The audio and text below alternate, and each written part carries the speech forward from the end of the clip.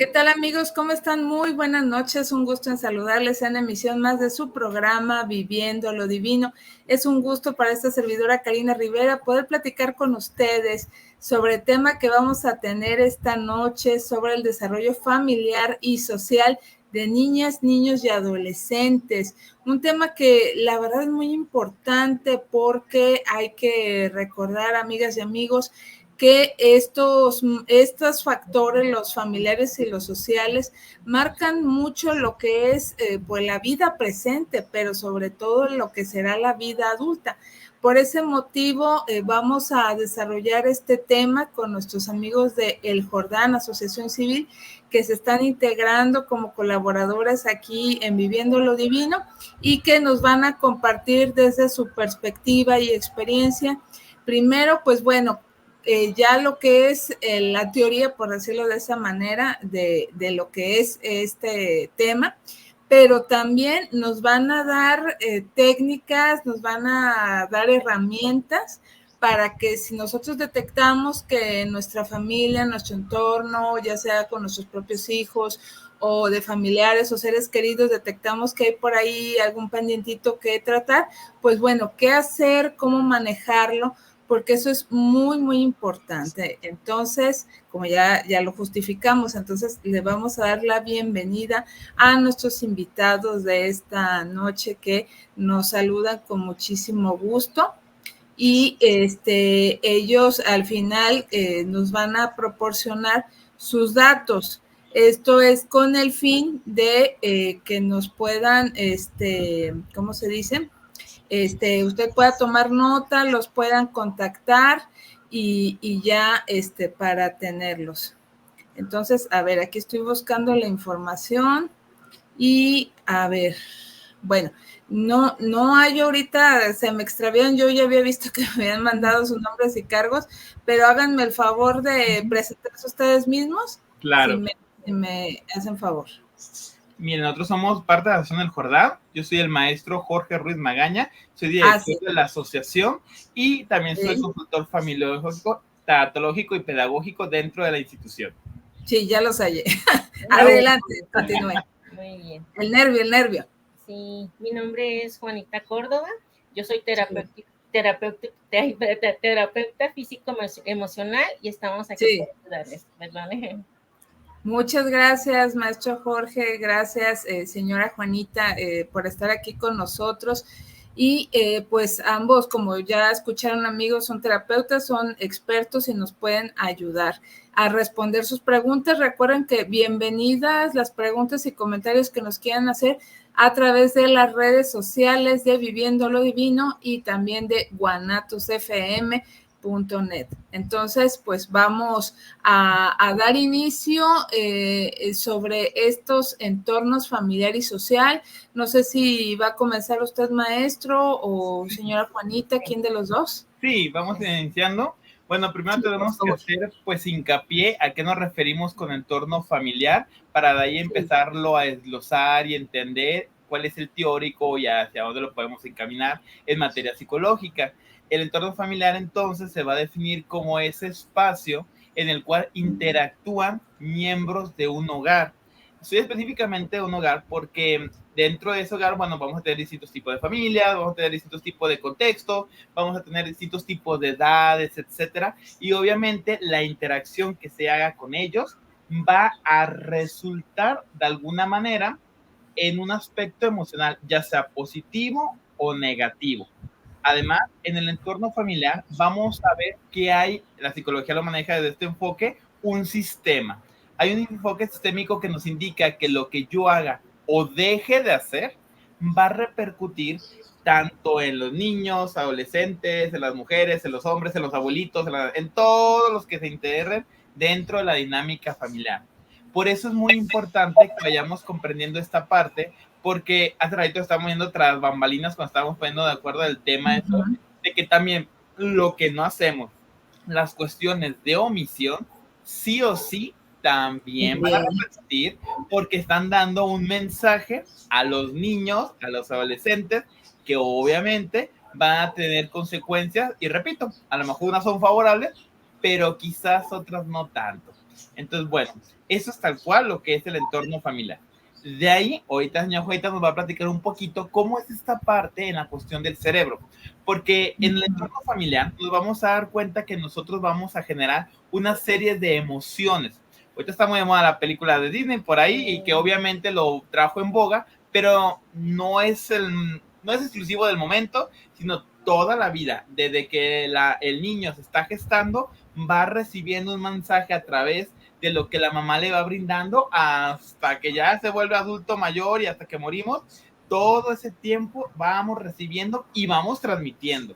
Esto es muy importante para que desde ahí vayamos entendiendo la corresponsabilidad que todos tenemos.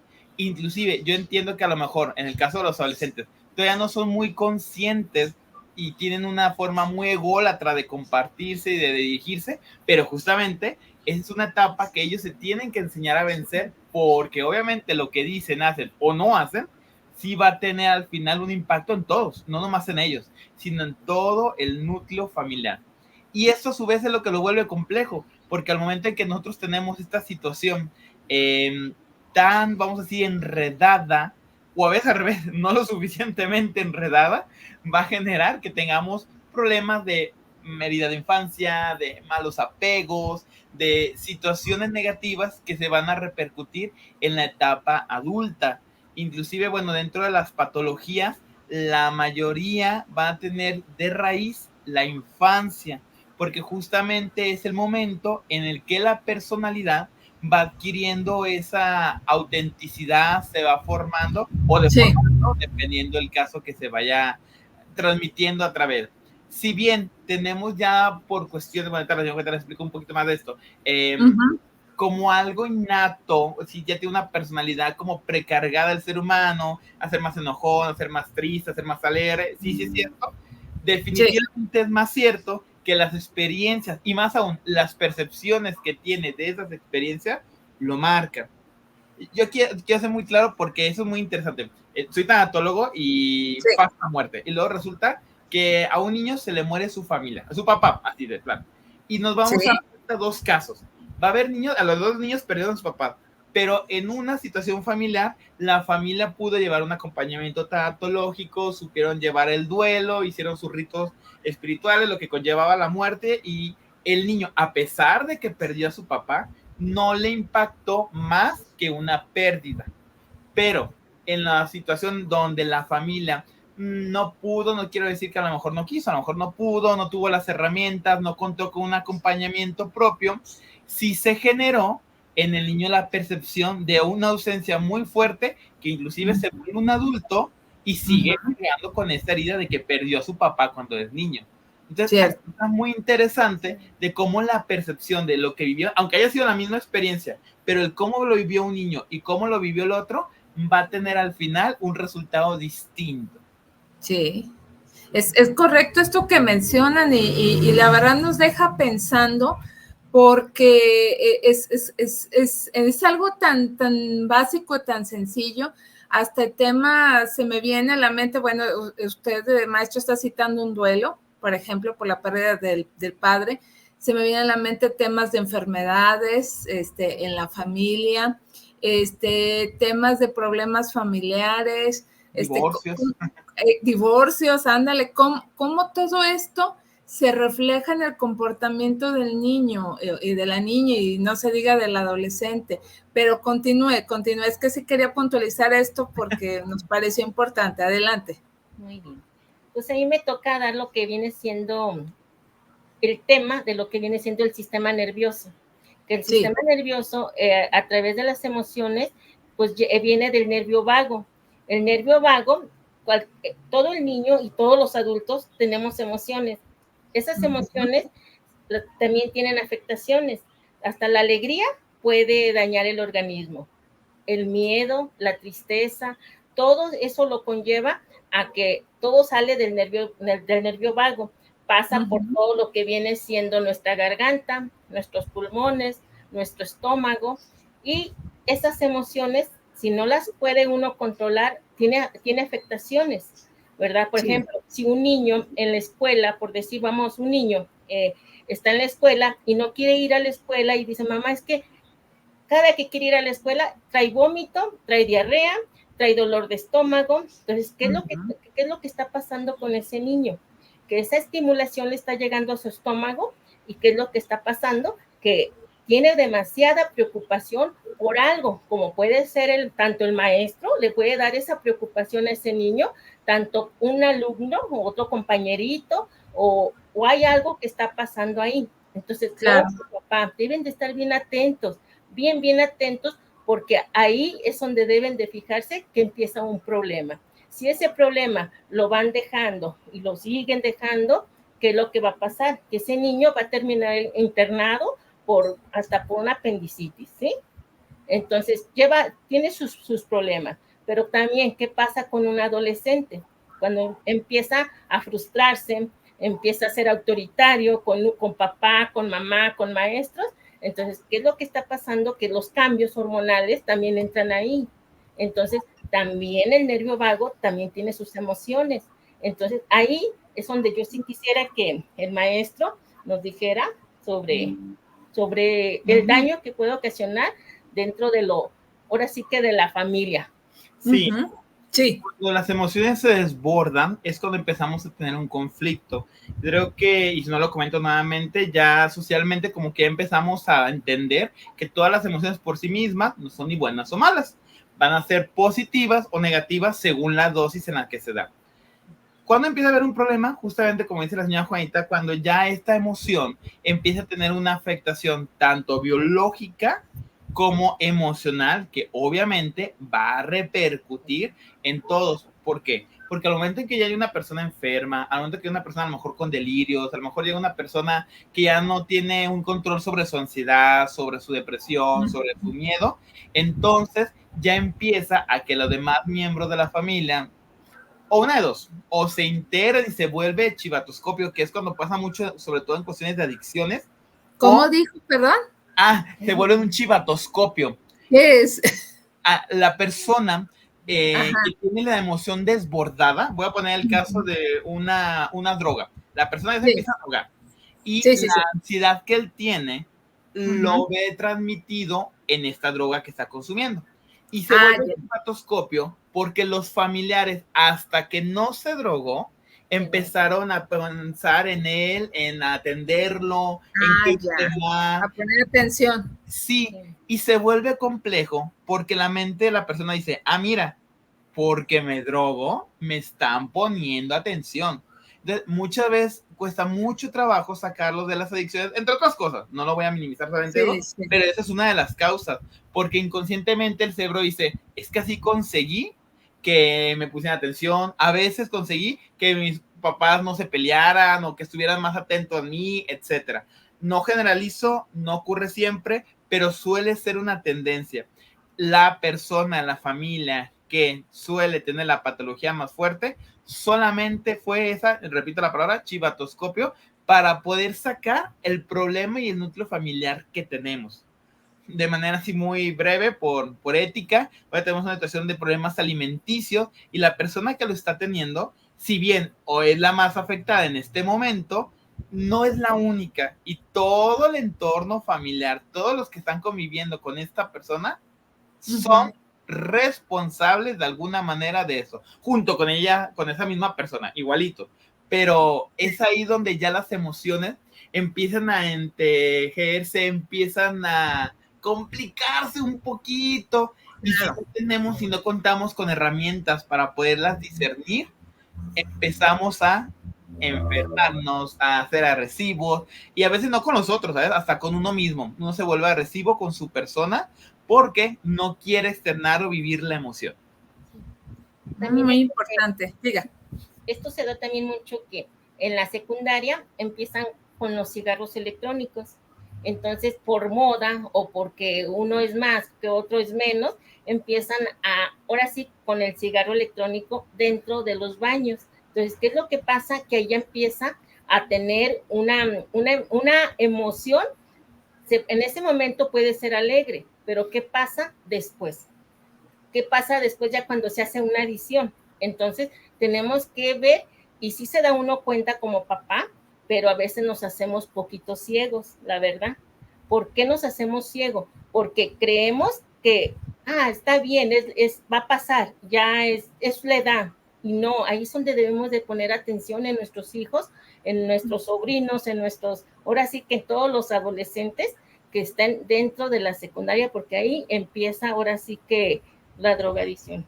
¿Cierto o no, maestro? Sí, entre otros problemas sociales que tenemos.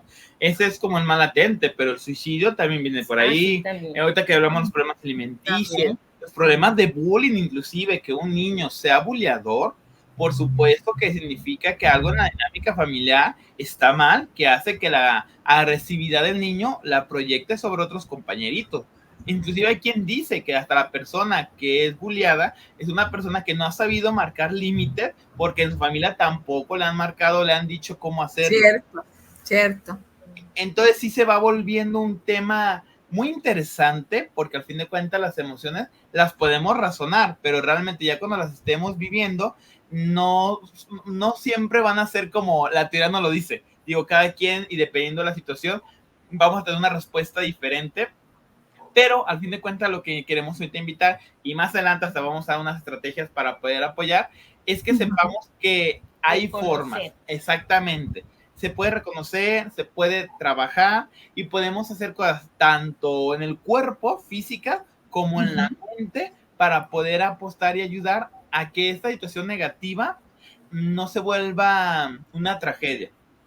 Hay otra corriente psicológica muy padre, no sé si la han llegado yo creo que sí, de Víctor Frank, que es la logoterapia. Dentro de la logoterapia, una de las cosas que él dice es que el ser humano puede tener la capacidad de sobreponerse ante cualquier situación siempre y cuando se le haya trabajado la resiliencia. Y es que, por ejemplo, él estuvo en la Segunda Guerra Mundial y justamente él cuenta lo que mentalmente tuvo que hacer para poder salir adelante ante los horrores que estaba viviendo durante ese periodo de su vida. Entonces, si la logoterapia la mandamos a lo que tiene que ver la psicología, el acompañamiento familiar, es la herramienta que nos puede ayudar a nosotros a buscar la trascendencia y también a marcar límites, porque tampoco es sufrir por sufrir, sino marcar límites de hasta dónde lo permito, hasta dónde tengo que yo decir, ve muy mi familia, pero aquí ya no, etcétera. Bien, muy importante. Creo que de aquí están saliendo incluso hasta posibles temas que pudiésemos, si están de acuerdo, tratar más adelante, porque son temas que, aunque se oyen como muy breves, muy simples, pero te cambian la vida en todo el sentido. Si, por ejemplo, los límites que nos parecen muy importantes, cómo te afectan hasta en la vida adulta, y este tema de la drogadicción, porque se habla tanto, o sea, también se estigmatiza a quien consume las drogas, y la familia a veces, perdón por lo que voy a decir, pero a veces ya no saben ni qué hacer con su ser querido que está pues metido en esta adicción. Entonces es todo un círculo vicioso, válgame la expresión. Entonces, que sí me gustaría, si están de acuerdo, o poder, si tienen la oportunidad, tocar este tema de una manera más ampliada. Claro que sí, estamos así que disponibles. Sí. Qué bueno. Y a mí me gustaría dejar pues el énfasis también que, sí, díganos, que a mamá, sobre todo a mamá y a papá, que sí deben de poner mucha atención en los niños, porque justamente entre la edad de 5 a 8 años hay un cambio, y ese cambio es donde deben de poner atención principalmente para la adolescencia. ¿Por qué? Porque hay a veces no conocemos bien a los niños, porque a lo mejor los mimamos de más, ¿verdad? Pero a lo mejor el niño también tiene estados de depresión, así de chiquitos tienen también estados de depresión. Sí. Entonces, es bien importante, y esas son las estrategias que queremos dar el maestro y yo, para que los papás se den cuenta cuando esté pasando este tipo de situaciones. La segunda, sí, y también dentro de eso, que ellos mismos se fijen que no todos los niños son iguales. Hay niños, ahora sí que hay niños que son muy matemáticos, lógicos matemáticos, hay otros niños que son muy lingüísticos, ¿verdad? Hay niños que son muy naturistas, como que los que les gusta cuidar animalitos y ese tipo. Entonces, que Sí. no les exijan a los niños lo que no pueden dar. A ver si me doy a entender poquito, que no Sí, a quiero ver, que continúe. los papás se confundan, aunque digan, ay, pues mi hijo no sabe este tipo de cosas y por eso está bajo de calificaciones, ¿sí? Entonces, pero a lo mejor este niño es más, sí, es listo en otras áreas. Entonces el papá le exige tanto, pero no se da cuenta que puede ser hasta musical el niño. En este aspecto puede ser que sea muy, muy bueno en agarrar un instrumento y no puede ser lógico matemático. Entonces, ya. Sí, ahí es donde el papá le exige que escriba bien, que las matemáticas tienen que estar al 10, ¿no? O sea, Claro. entonces, ¿qué pasa? El niño lo están presionando. El niño entra en un estado de depresión. Y también usted me va a mentir, maestro, usted que tiene casos así. Sí, además lo que comenta doña Juanita se refiere a las inteligencias múltiples que Gottman nos propone. Él nos dice que dentro de la personalidad del ser humano no solamente vamos a estar casados solamente con las aspiraciones de cálculo, de matemática, de español, que son muy importantes, obviamente, sino que también tenemos, o el ser humano cuenta con herramientas que justamente si las sabemos potencializar, podemos sacar el provecho. Al momento de considerar las inteligencias múltiples, como ahorita estaba comentando la señora Juanita, nos ayuda a que entendamos que entonces ahí las emociones van a jugar el peso importante, porque si se saben desarrollar y promover, se puede lograr que consigamos grandes escritores, músicos, ingenieros de teatro, qué sé yo. Claro está que para esto el adulto también tiene que ser consciente y comprender que es un proceso. Y también eso es muy claro, que esta doña Jueta lo decía, hago mucho eco en eso. Tampoco por eso, si ya no es bueno en tal área, pues ya lo vamos a dejar. No, en la niñez es la etapa importantísimo donde los tienen que meter a todos los cursos habidos y por haber. Ya después, en la adolescencia, los gustos de ellos tienen que ser respetados porque empiezan a generar una condición, un carácter, y obviamente se va a encaminar a lo que se sienta hábil el adolescente, en lo que le guste, lo que le llame la atención. Pero de niño es muy importante presentarles todos, en el aspecto espiritual religioso, en el aspecto de lenguaje, en el aspecto de deportes, en el aspecto de arte, en el aspecto pedagógico de matemáticas, preséntaselos.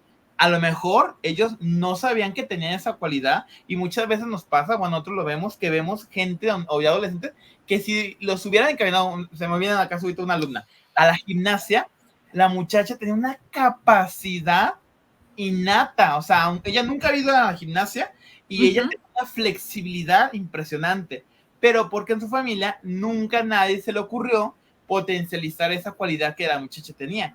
Y aunque, bueno, no, a ella no le pesaba, pero lamentablemente ya no lo desarrolló tanto. Ya cuando se le dijo, oye, es que fíjate, podrás estar en esto de la gimnasia, pues sí, como ya no fue algo que se cultivó, pues ya no, ahí se quedó. Sin embargo, ahí es donde está la reflexión de, si yo ya estoy viendo que mi hijo tiene tal inteligencia, vamos también desarrollándosela y eso es que si hago mucho hincapié en eso. Y no quitar las anteriores, porque luego ocurre de que encontramos al niño genio en cualquier área, igual en deporte. Tengo un niño que es buenísimo en un deporte y ya la mamá empieza a darle mucho peso al deporte. ¿Qué está pasando con este niño?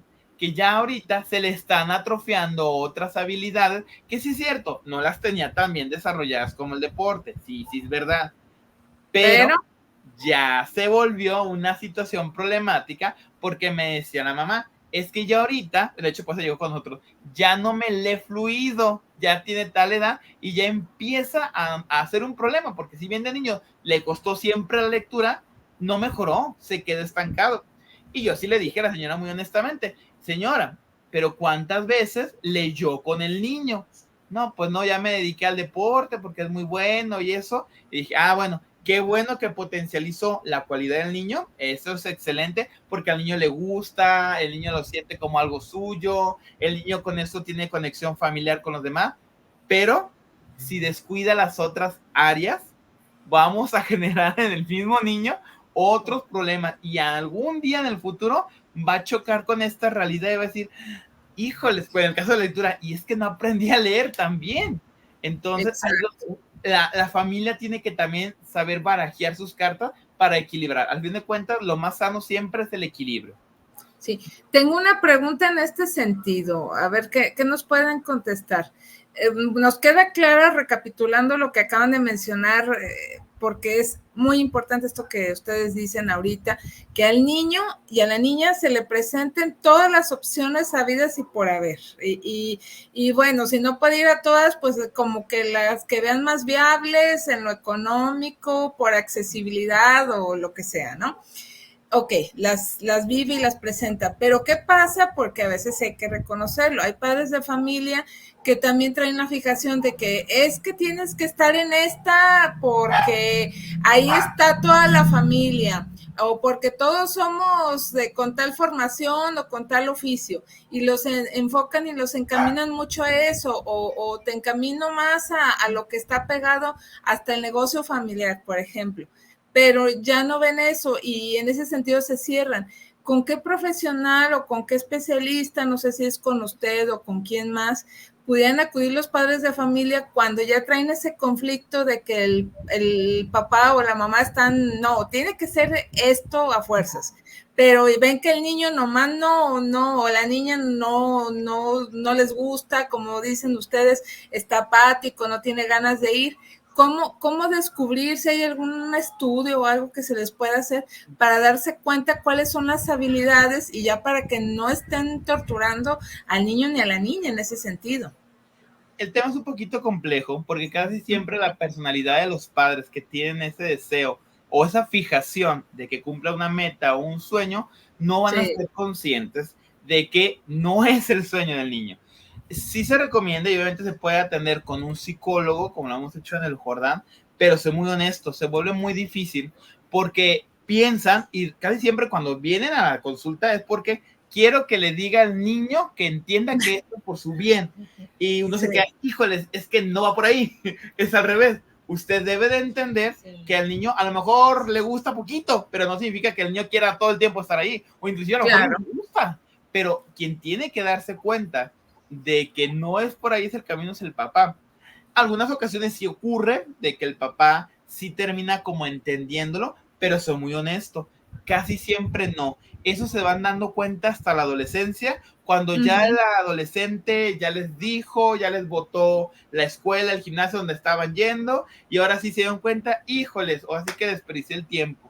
De niño se vuelve muy complejo porque es el papá o la mamá la que está cegada o cegado de decir, es que esto tiene que ser.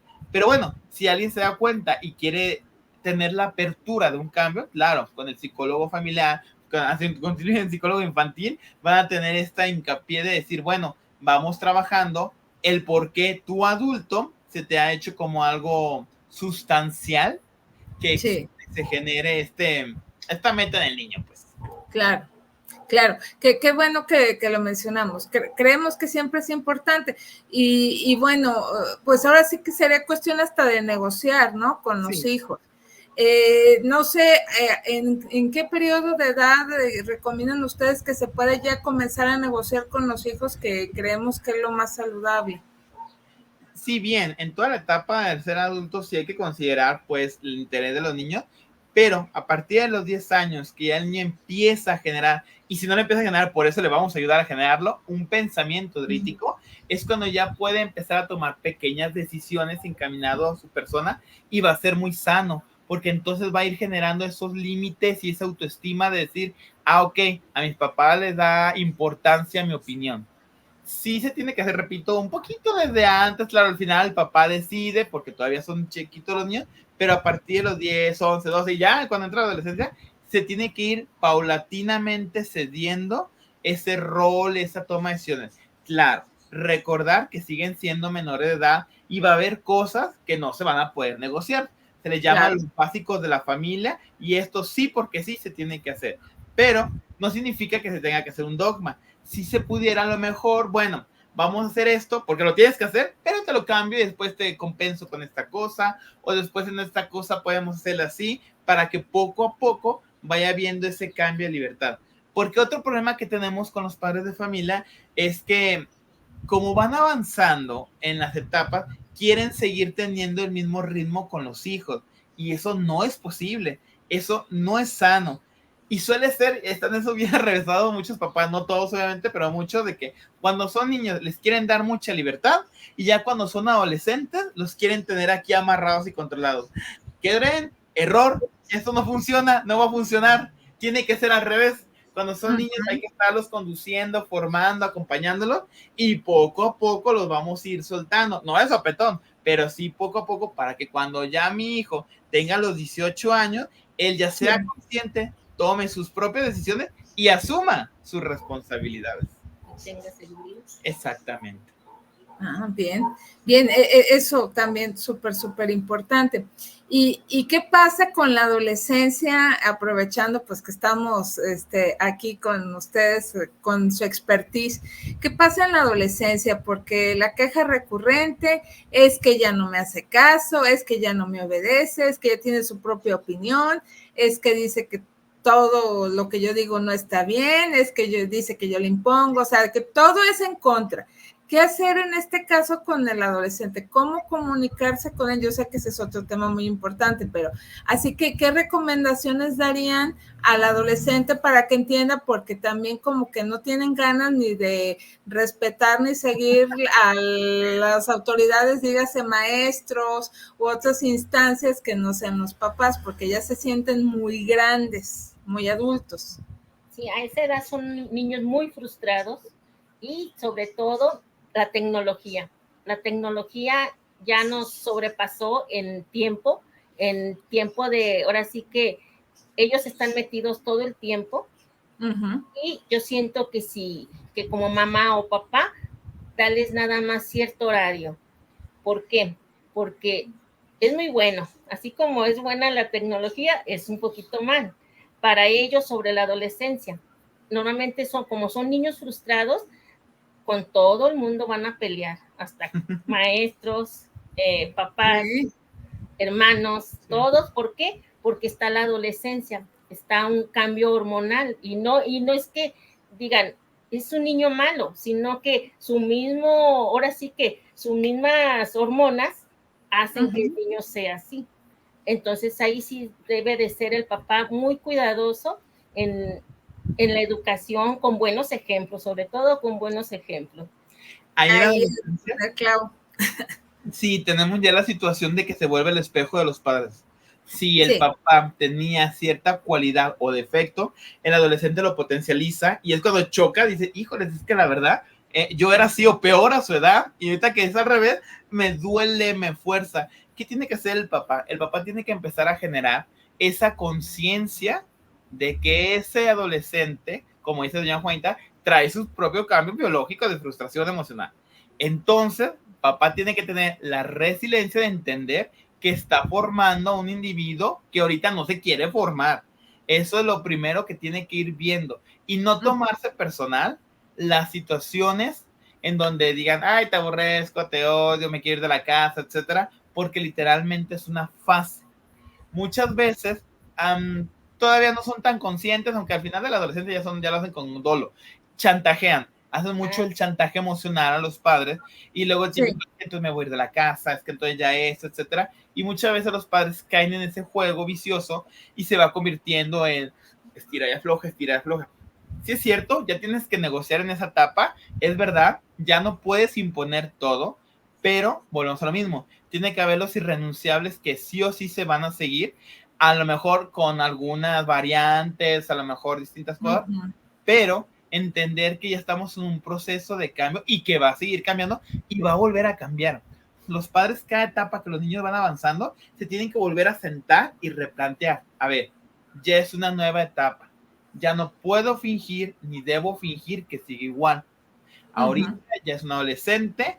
¿Qué conlleva ser un adolescente? Tampoco le podemos pedir que sea un santito porque por la etapa, por la edad, por todo, también tiene que tener sus momentos, pero ojo, también saber hasta dónde sigo, hasta dónde no, para que poco a poco, cuando se vaya haciendo más grande mi adolescente, pues vaya comprendiendo y teniendo las pautas para hacia adelante.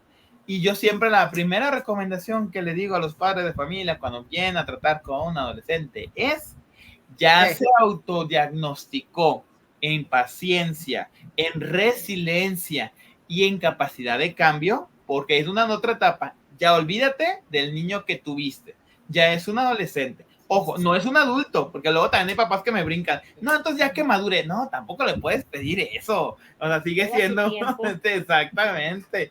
Entiende lo que es el momento. Todos pasamos por igual, a lo mejor unos más, otros menos, pero es algo que no se nos tiene que olvidar y que sí tenemos que enseñarnos, el mismo papá, a tener esa capacidad de decir, bueno, esta es la etapa, vamos haciendo también que se corresponsabilice en lo que ya le corresponde al adolescente.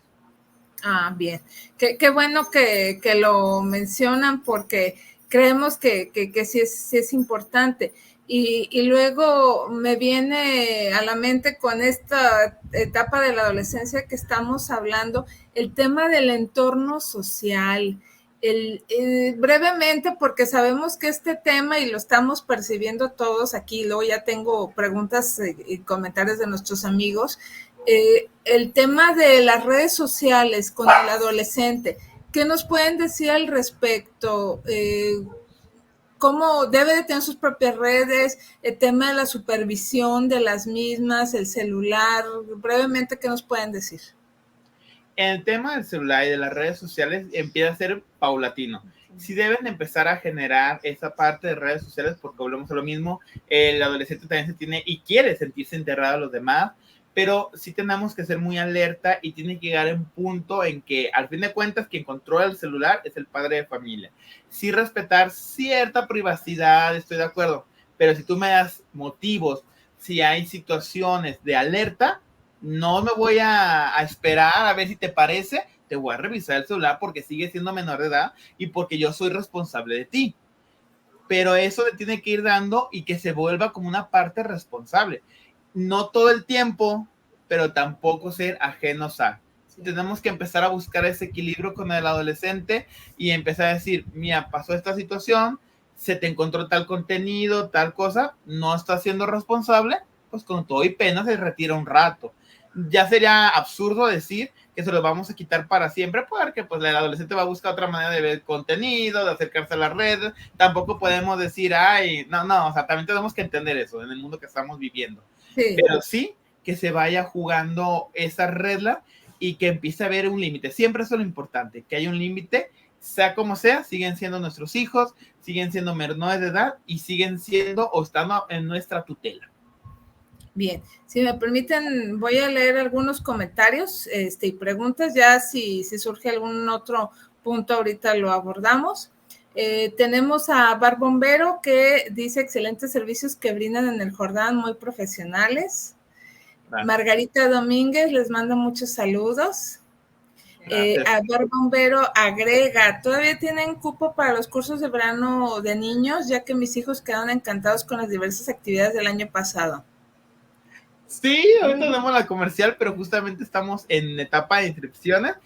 Todavía hay lugares, ya se han inscrito algunas personas, pero por supuesto que los esperamos a TV y a todos los que nos quieran ver ahí en los cursos de verano. Hoy tenemos la información completa.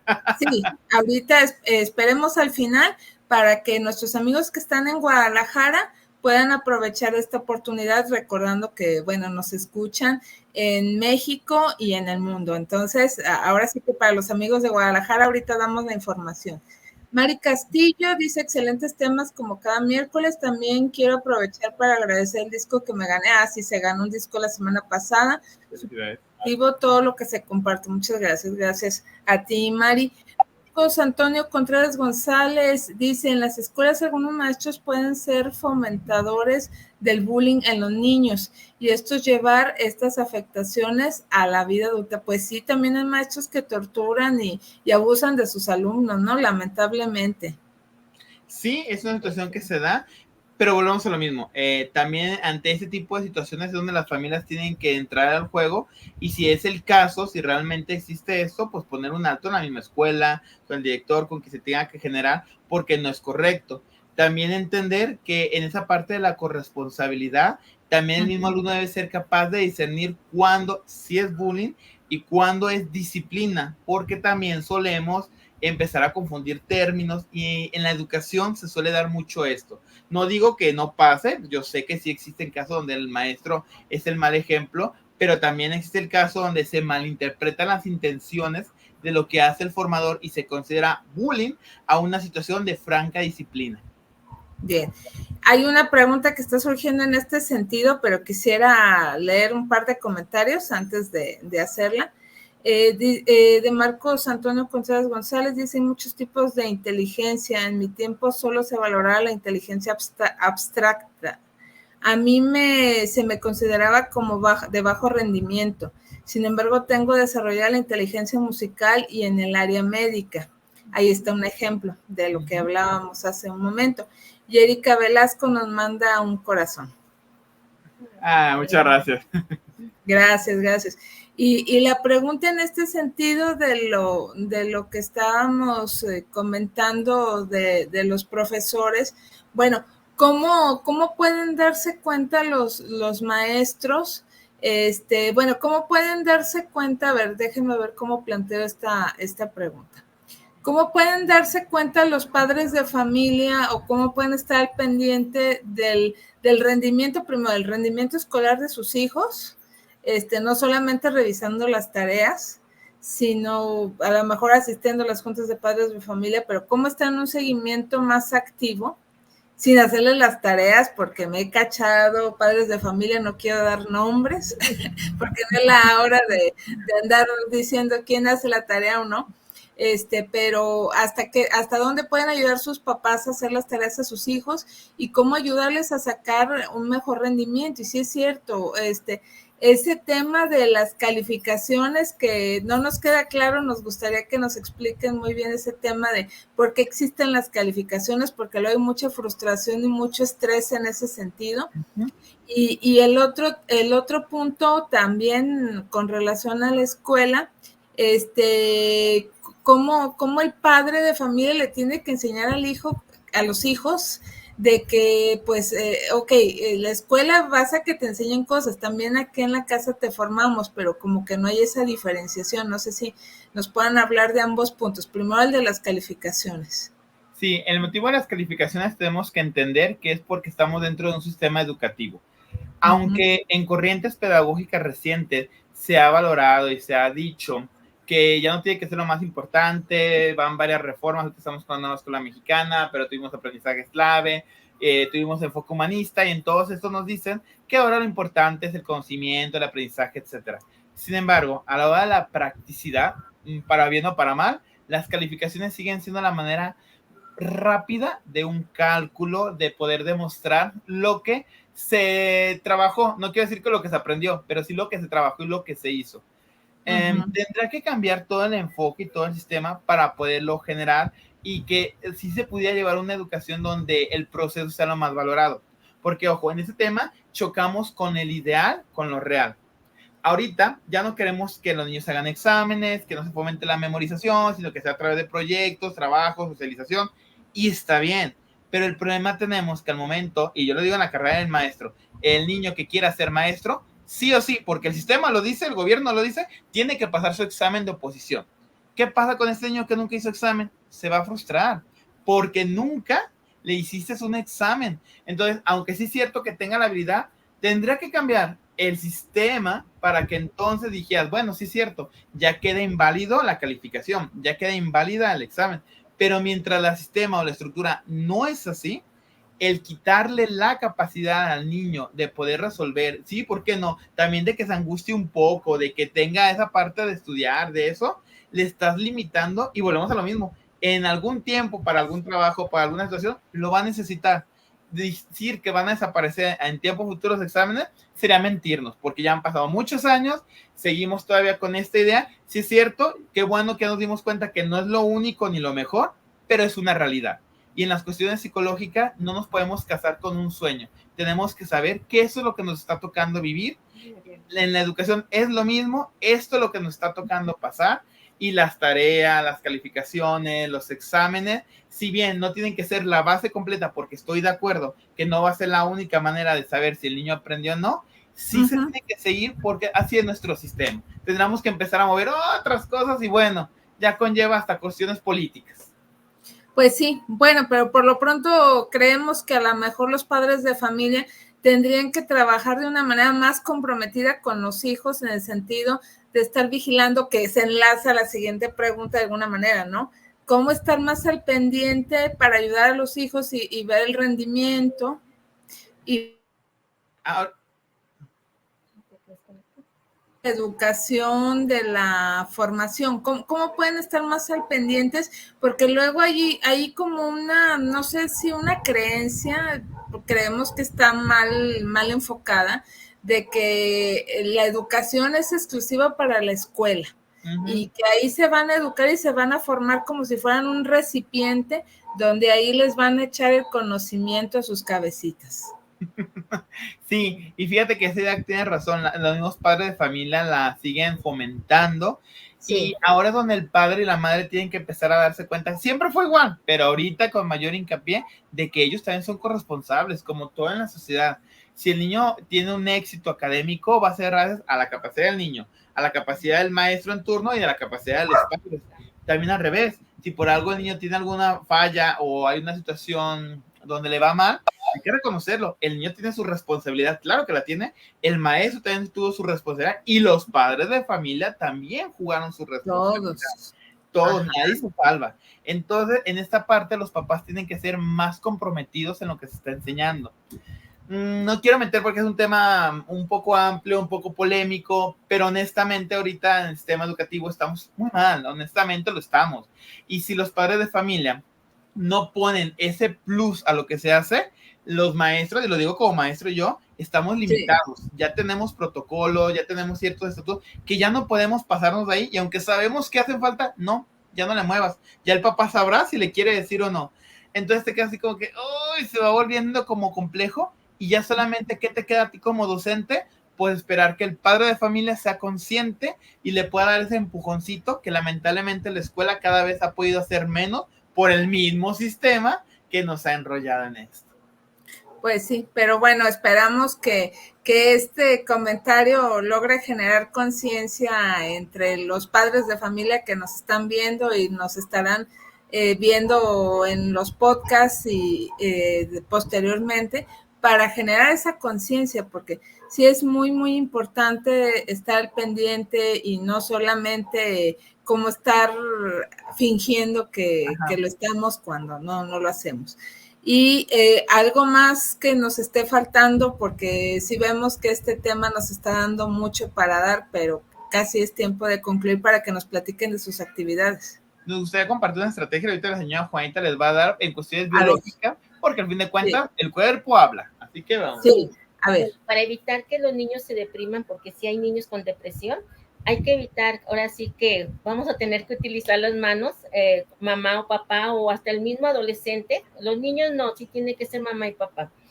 Vamos a utilizar la mano izquierda y la mano derecha. La mano izquierda debe de ir en el pecho y la mano izquierda donde tenemos el huequito donde termina el apéndice sifoides, que es donde entre las costillas, en medio de las costillas, y hay que respirar profundamente. Vamos a respirar 6 y sacar 8, vamos a respirar 6 veces y vamos a exhalar 8 veces. ¿Para qué? Para que el niño evite caer en un estado de depresión, ¿sí?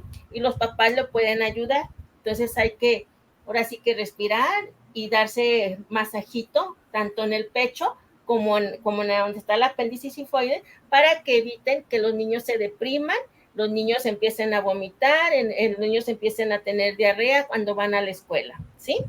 Sí. Y para la frustración con los niños adolescentes, ahora sí que debe de haber una conexión entre mamá y papá también, junto con el adolescente. Hay que utilizar los dedos en lo que viene siendo a un lado de los temporales aquí. ¿En la sien? Sí, en la sien. Sí.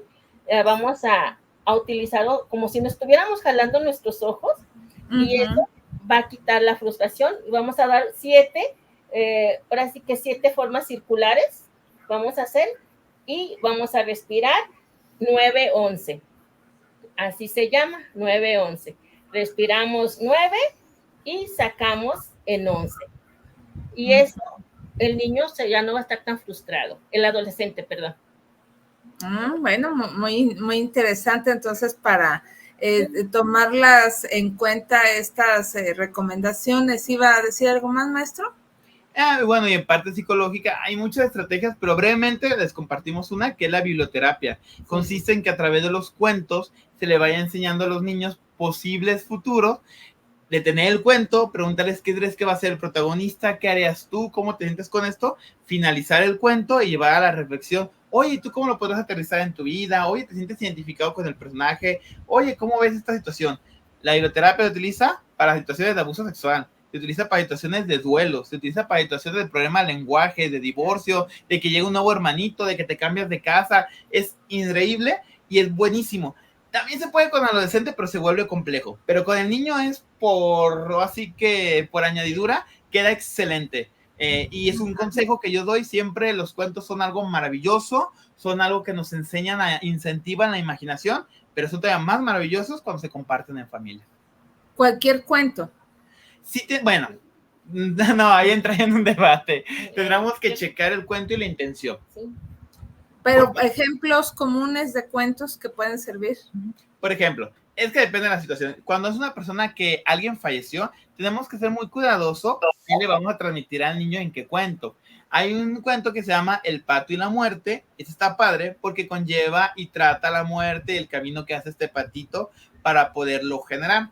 Por ahí me decían a una persona: oye, como la película de Coco, que no es un cuento, pues es una película. Dije, ahí hay que tener cuidado porque la película de Coco está basada en una tradición. Si tú quieres inculcar la tradición a tu hijo y esa es tu creencia, va. Pero no podemos decir que es un cuento o una moraleja tantológica porque no conlleva un proceso psicológico. Digo, no quiero entrar en un tema de debate, pero entender que el cuento, uno, lo tiene que conocer el adulto; dos, saber qué misión tiene el cuento en el niño; y tres, que el niño sí se siente identificado con la historia. Ya tendrá que ser yo muy específico, caso niño, y también si es niña y de qué edad, si es niño y de qué edad. O sea, conlleva muchas cosas. No puedo dar un listado. No, sí se puede dar, pero sí se tendrá que valorar el caso específico de la persona para decir, va, entra, o sabes qué, no, sí tienes que cuidar el cuento. Bueno, ya lo tenemos presente y pues de todas maneras pues les vamos a pedir sus datos, a lo mejor para alguna recomendación más adelante, incluso pues no sé si alguna consulta o terapia, no sé si nos puedan ampliar un poquito más la información de qué hace el Jordán Asociación Civil. Platíquenos. El Jordán Asociación Civil encaminada a las familias. En esta nosotros brindamos distintos servicios, tanto para niños, adolescentes, adultos y personas mayores, tanto en el aspecto pedagógico, regularización académica, los cursos de verano que ahorita estaba mencionando, talleres culturales, de baile, de pintura, etcétera.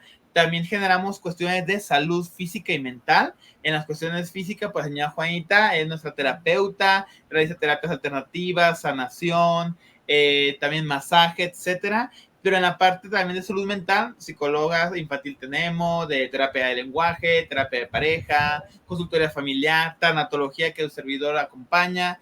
Tenemos también el aspecto cultural, en donde también se generan las clases de inglés en convenio con otros espacios. Se genera también esta parte de poder acompañar en matemáticas a los adolescentes, sobre todo de prepa, que tienen algún problema en física, química. Tenemos a nuestra maestra que también nos acompaña en este aspecto, a la nutróloga, también está ahí con nosotros.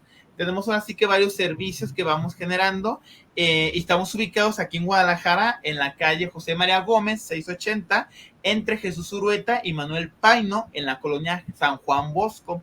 El Jordán está en las redes sociales de Facebook, Instagram, YouTube, WhatsApp, y a través de ahí podemos, Google Maps, pueden buscarnos, checar todo lo que hacemos, lo que subimos, lo que trabajamos, porque nosotros somos dos de un equipo que hay atrás de nosotros. Somos ya como unos 8 o 9, ¿verdad? Personas que colaboramos ahí en el Jordán, y que bueno, estamos, nuestra verdad, estamos para ayudarnos. ¿Ya? Y que próximamente vamos a tener el día 4 una feria de matemáticas gratuitamente, ¿verdad? Eso es para la comunidad, para todos los niños y adolescentes de 6 años a 12 años. Es una feria de matemáticas donde él va a aprender sin ningún costo. Y posteriormente tenemos nuestro curso de verano, que es un... excelente. Es diferente a lo demás. ¿Verdad? Es muy bien. Entonces, a través de las redes del Jordán pueden enterarse más. ¿Es Facebook? ¿Qué más? Facebook, Instagram, YouTube y WhatsApp. Y WhatsApp. ¿Cuál es el WhatsApp? Es 33 14 41. Deje, digo el otro que como es nuevo te dan al 100, 61. Permítame. 61 27. Lo repito, 33 14 43 61 27. Y de hecho ahorita quiero aprovechar rápidamente para mandar saludos a la señora Erika, que nos está viendo junto con sus hijos. Ahorita me mandó WhatsApp de, ya los estoy viendo. Muchas gracias, señora Erika. También allá a Dimitri y a Bárbara, que nos están sintonizando. Aprovechando que estamos en las redes sociales. Muy bien. Muchas gracias. También por acá los gansos se están reportando. Gracias por estarnos viendo. Y pues tenemos que concluir sabemos que este tema es amplio, no podemos concluir el tema como tal, pero algún mensaje o reflexión que nos dejen para quedarnos con alguna reflexión o pues tenerlo presente siempre sobre el entorno familiar y social de nuestras niñas, niños y adolescentes. Sí, la moraleja de esto es, nadie nace siendo padres, aunque nosotros conozcamos la teoría, yo me he equivocado, todos nos seguimos equivocando, pero todos tenemos la capacidad de enmendar, de volver a corregir, de agarrar herramientas. Por eso está el Jordán, para brindar esas herramientas y otras instituciones, no nomás nosotros, y saber que siempre hay esperanza. Aún en el peor de los casos, siempre contamos con esperanza. Y mira que yo trabajo a veces hasta cosas de suicidio, y aún así, la persona tiene una esperanza, el doliente está aquí, y tiene una misión o puede trascender, claro, siempre y cuando lo quiera hacer. Bien, pues ahí está. Entonces, pues les agradecemos mucho, la verdad, su presencia, su participación, maestro, señora Juanita, porque la verdad nos compartieron información muy rica que nos ayuda con el día a día y pues entender un poquito más lo que es la relación con nuestros hijos e hijas. A usted como director general, maestro Jorge Ruiz Magaña, muchísimas gracias, que tenga una excelente noche. Y a usted, señora Juana Córdoba Ábalos, muchísimas gracias. Y pues nos vemos en otra emisión de su programa Viviendo lo Divino. Su amiga y servidora Karina Rivera se despide también. Y recuerden, y un saludo también para nuestros amigos que nos ven y nos escuchan en las redes sociales de guanatosfm.net y también de Viviendo lo Divino, y a quienes nos escuchan por iVoox en el mundo. Hasta la próxima. Muchas gracias. Adiós.